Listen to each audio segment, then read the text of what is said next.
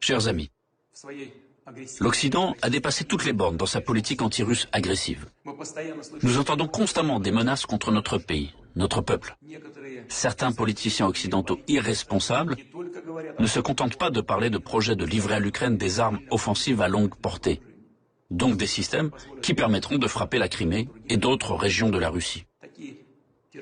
De telles attaques terroristes, y compris avec l'utilisation des armes occidentales, sont déjà effectuées sur les localités frontalières des régions de Belgorod et de Koursk.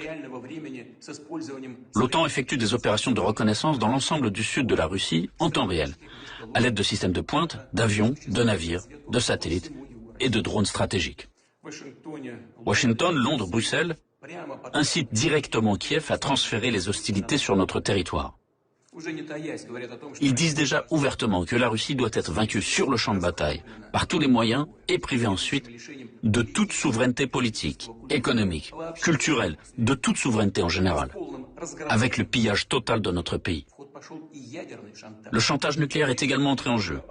Il s'agit non seulement des bombardements sur la centrale nucléaire de Zaporožié, encouragés par l'Occident, ce qui menace de provoquer une catastrophe nucléaire, mais aussi des déclarations de certains représentants de haut niveau des principaux pays membres de l'OTAN sur le fait qu'il est possible et admissible d'employer des armes de destruction massive, armes nucléaires, contre la Russie.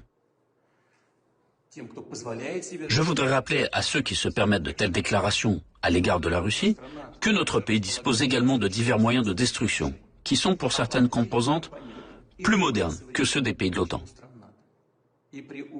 En cas de menace pour l'intégrité territoriale de notre pays, pour la protection de la Russie et de notre peuple, nous utilisons sans aucun doute tous les moyens à notre disposition. Ce n'est pas du bluff.